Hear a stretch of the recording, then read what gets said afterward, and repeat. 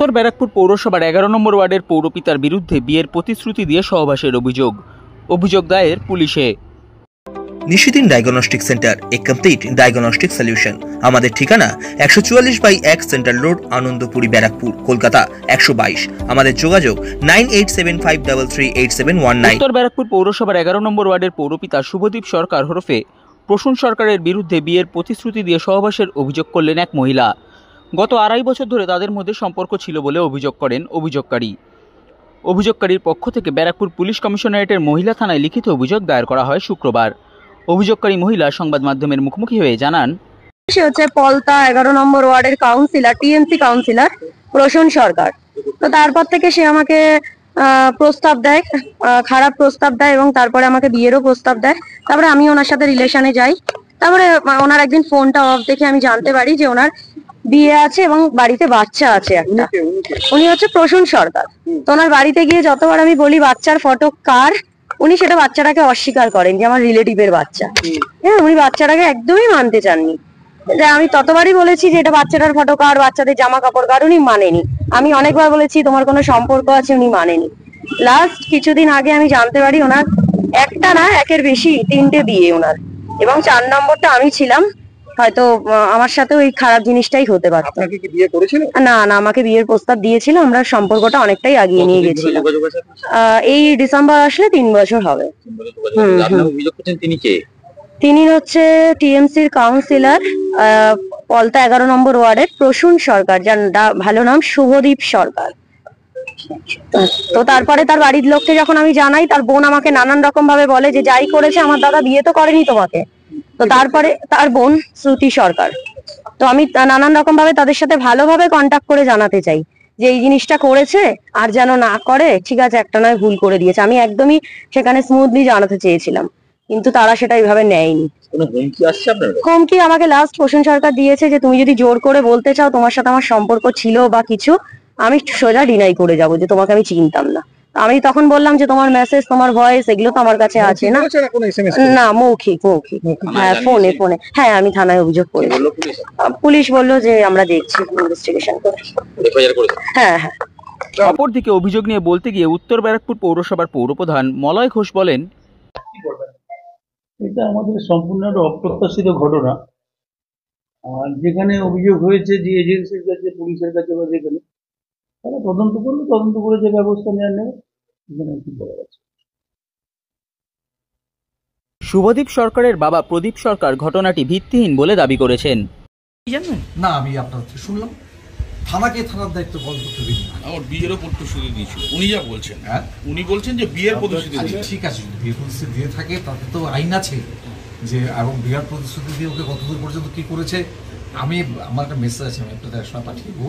আমি এদিকে লিখেছি যে বাবু, তুমি তোমার বাবা মার সাথে আগে কথা বলো। সবার আগে উচিত তোমার বাবা মার সাথে কথা বলা। কথা বলে প্রয়োজনে তুমি থানা, আইন, আদালত যা বলে সেখানে চলে যাবো। আর আমার ছেলের বয়স হচ্ছে 37 বছর। ছেলেকে আমি স্কুল ছাত্রের মতো শাসন করতে পারি, এটা আমার নলেজে আনা আর কি। মানে আপনারা তো একটা সম্মানহানি হচ্ছে। আমার সম্মানহানি মোটেই হচ্ছে না, তার কারণে এই ধরনের ঘটনা মোটামুটি আজকাল রোজ হয়। আর ফেসবুক যতদিন থেকে এসছে সেদিন থেকে বোধহয় রোজ না, প্রতি মুহূর্তে হয়। এইভাবে সম্মানহানি প্রশ্ন, সম্মান এত সুস্থ কাছে ক্লাস নাকি এরকম হয়, তার মানে এটাও এরকম হয়েছে। ও তো নিজে ক্লাইম করছে যে আমার সঙ্গে হোয়াটসঅ্যাপে ফোনে কথাবার্তা বেশ কিছু। আমি ওর কথাটাই আপনাদের শুনি।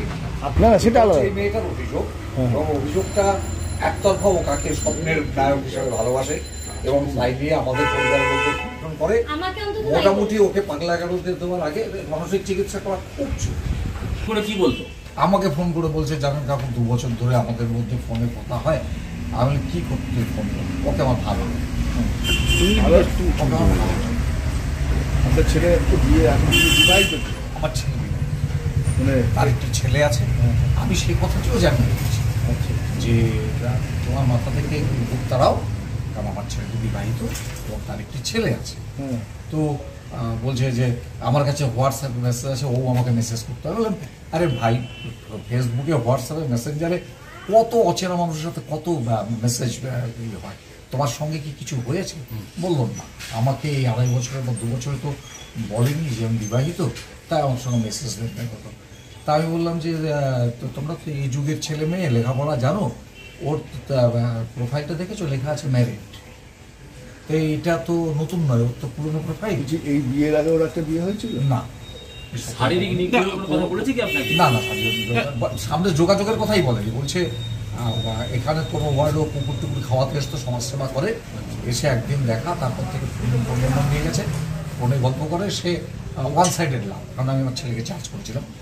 না, মেয়েটা নিজে স্বীকার করেছে, এটা স্বীকারও করেছে যখন ওয়ান সাইডেড। এবং ওরা 2 বছরে আমি বলেছি কোথাও দেখা করেছো, বললো না, আমি তোমাকে বিয়ের প্রতিশ্রুতি দিয়েছেন না, ওয়ান সাইডেড। একেবারে আমি আবার বলছি একদম খুব ভালো করে, আমিও তো একটা মেয়ের বাবা। মেয়েটির ট্রিটমেন্ট করছে, অবিলম্বে মেয়েটির চিকিৎসা হওয়া দরকার, নাহলে ভবিষ্যতে আরও এমন কিছু করবে যার জন্য ওর সপরিবার আত্মীয় স্বজন মিলেও অপমানিত হবে রাস্তায়। উনি তো একজন কাউন্সিলর হোসেন দত্ত, বাট ওনার নাম উনি থানা আদালত পুলিশ গেলে বা আপনাদের মিডিয়া থেকে গেছে, তারা নিশ্চিত জানতে পারেন যে ওর পরিবারের মুখে কালিমা খাবে, একেবারে 100%। কেন? ও তো ভিত্তিহীন কথা বলছে না, এবং স্বপ্নের নায়ককে ভালোবেসে থানায় চলে যাওয়া, এটা হাস্যকর নয়। বলছি তো ফিজিক্যাল রিলেশন ও আছে, আমাদের এটা আপনাদের বলতে হবে, আমাদের বলেনি। যতদূর পর্যন্ত আমাকে বলেছে ওয়ান সাইডেড, মানে so far information received directly from the girl, whatever you are telling, it is baseless, simply baseless, as the lady told. সাধ্যের মধ্যে স্বপ্নের ফ্ল্যাট খুঁজছেন? লাবণ্য গ্রুপের পক্ষ থেকে ব্যারাকপুর হরিসভা মন্দিরের নিকটে সোনাঝুরি আবাসন। থাকছে lift, top floor, set, 0% GST। এছাড়াও থাকছে ব্যাংক লোনের সুব্যবস্থা। ফ্ল্যাট বুকিং চলছে। আমাদের যোগাযোগ 7278 200 456।